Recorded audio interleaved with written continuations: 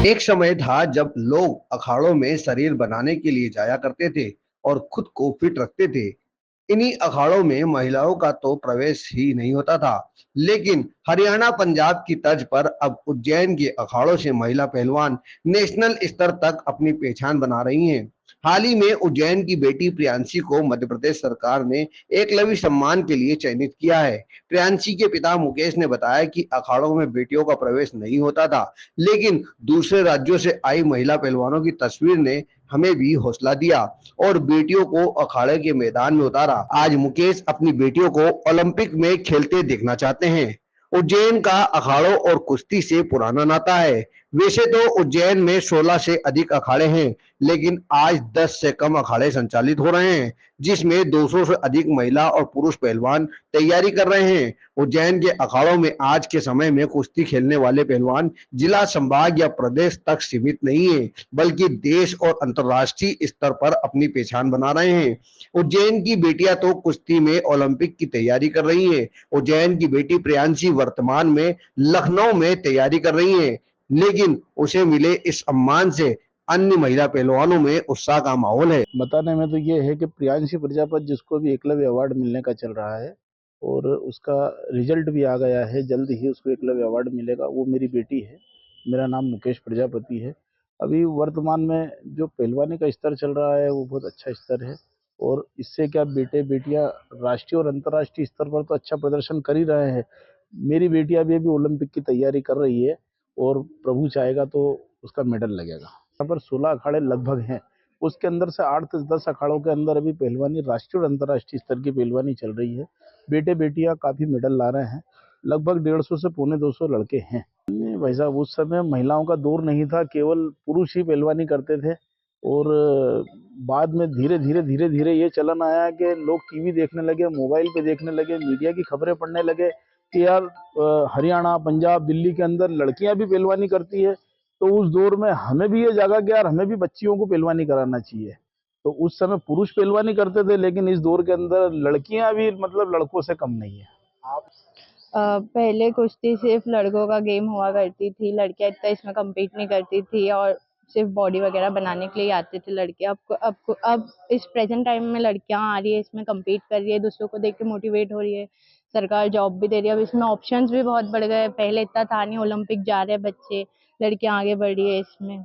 आप भी खेल कर आए? हाँ, मेरा नाम टियारा है। मैं भी 65 किलो की पहलवान हूँ। नेशनल लेवल की सीनियर फेडरेशन कप में अभी फगवाड़ा पंजाब में मेरा मेडल आया, ब्रॉन्ज मेडल आया है। उज्जैन की माधव गौशाला अखाड़ा करीब 70 साल पुराना है। यहाँ पर कई पहलवान निकले। खास बात तो यह है कि जब यहाँ पर पुराने पहलवान इस अखाड़े में कदम रखते हैं, तो अपने आप उनके हाथों में कुश्ती का जोर आ जाता है और एक दूसरे पे जोर आजमाइश कर देते हैं। मध्य प्रदेश के एकलव्य सम्मान से सम्मानित होने वाली प्रियांशी ने भी इसी अखाड़े में तैयारी की है। जो हमारे माधव गौशाला अखाड़ा करीबन 70 साल पुरानी संस्था है, और श्री फूलचंद टाइगर पहलवान जो मेरे पिता हैं, यहाँ के खलीफा हैं, और यहाँ के संस्थापक जो हमारे गुरुजी का फोटो लगा है, स्वर्गीय कमला शंकर जी गुरु महाराज, उन्होंने यहाँ की अखाड़े की स्थापना की थी। और 70 साल पुराना अखाड़ा, और इतने सारे बच्चे यहाँ पे एक से एक बच्चे पहलवान होके निकले हैं, और अंतर्राष्ट्रीय, राष्ट्रीय सब इस तरह के पहलवान तैयार होके निकले हैं यहाँ से। और यहाँ से जो आता है पुराना पहलवान, उसको ऑटोमेटिक अपना जोश आ जाता है। और अभी आपने देखा है कि दोनों जोर कर रहे थे, सारे बच्चों को मजा आ गया है। तो अखाड़ा ऐसी चीज है।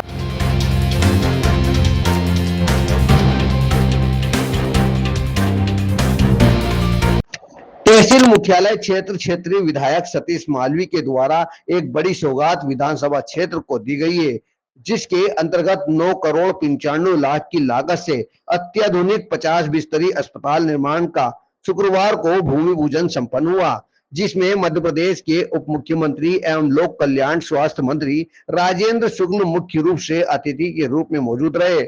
आयोजन में सर्वप्रथम दीप प्रज्वलित करते हुए कार्यक्रम की शुरुआत की गई। तत्पश्चात अस्पताल निर्माण के स्थान पहुंचकर कार्य की शुरुआत को लेकर भूमि पूजन किया गया।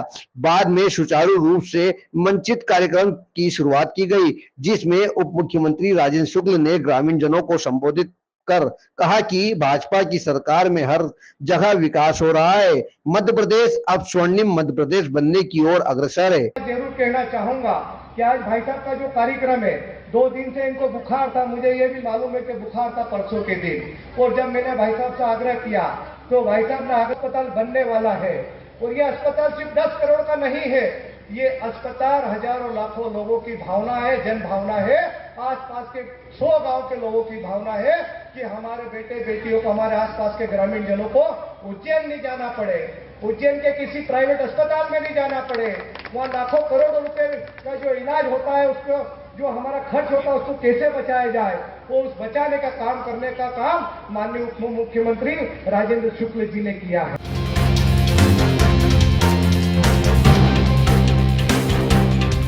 नागदा में प्रीति जैन हत्याकांड के मामले में नागदा पुलिस ने आरोपी को गिरफ्तार कर मामले का खुलासा कर दिया है। दरअसल घटना को अंजाम देने वाला उसका पड़ोसी ही निकला।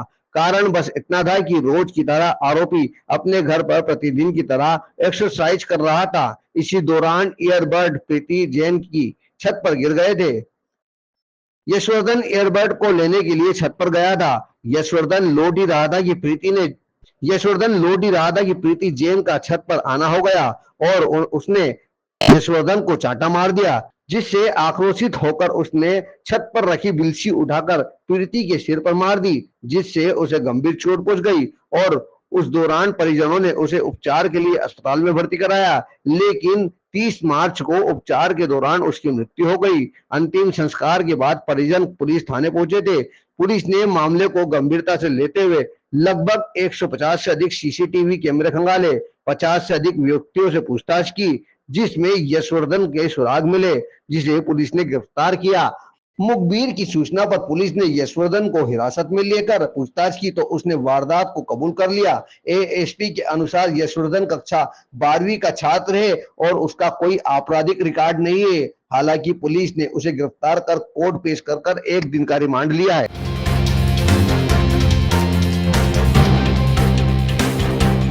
उज्जैन में एक पिता ने अपने बेटे के आपराधिक रिकॉर्ड से परेशान आकर उसे अपनी जायदाद से उसका हिस्सा देकर बेदखल कर दिया है।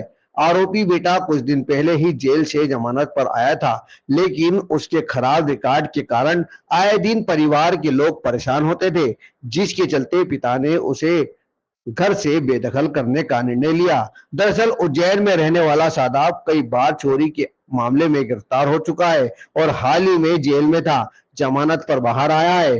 परिवार में पिता और एक भाई भी है। पिता और छोटा भाई मजदूरी करते हैं, लेकिन शादाब की हरकतों के चलते छोटे भाई को समाज में और यार दोस्तों में चोर का भाई का ताना मिलता है। वहीं पिता को बुढ़ापे में अपने बेटे के कारण आए दिन पुलिस से परेशान होना पड़ता है, जिसके चलते अब शादाब के पिता ने शादाब से नाता तोड़ दिया है और उसे अपनी संपत्ति से हिस्सा देकर बेदखल कर दिया है। वहीं शादाब ने भी हिस्सा लेकर परिवार से दूरी। आए दिन अपराध करता रहता है और वो हमें बहुत ज्यादा परेशान करता है। 2 साल से वो परेशान कर दिया था। अब वो 3 दिन पहला जेल से छूट के आया है और वो कह रहा है कि पापा आप मेरे को मेरा हिस्सा दे दो, तो मैं मेरा हिस्सा लेके कहीं भी चला जाऊंगा और आप लोगों से बहुत दूर चला जाऊंगा। और मेरी औरत और मेरी सास कभी आए आपसे हिस्सा मांगने तो कहना कि मैंने हमारे बेटे को दे दिया है, तुम्हारा इसमें काय का अधिकार।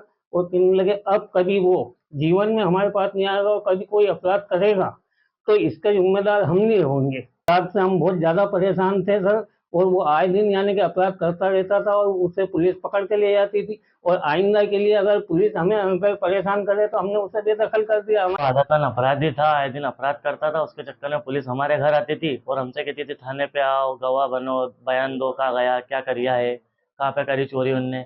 लोग हमें टॉर्चर करते थे, तेरा भाई चोर है, चोरी करता है। 4 दिन पहले जेल से छूट के आया, उसने उसके हिस्से की मांग करी कि मुझे मेरा हिस्सा दे, तो मैं जा रहा हूँ। पापा ने क्या लिखा पढ़ी कर, तो उन्होंने लिखा पढ़ी करी और उन्होंने उसका सारा सामान निकाला, 1.5 लाख रुपया पापा से ले गया। अब वो कुछ भी करे तो उसकी जिम्मेदारी हमारी नहीं।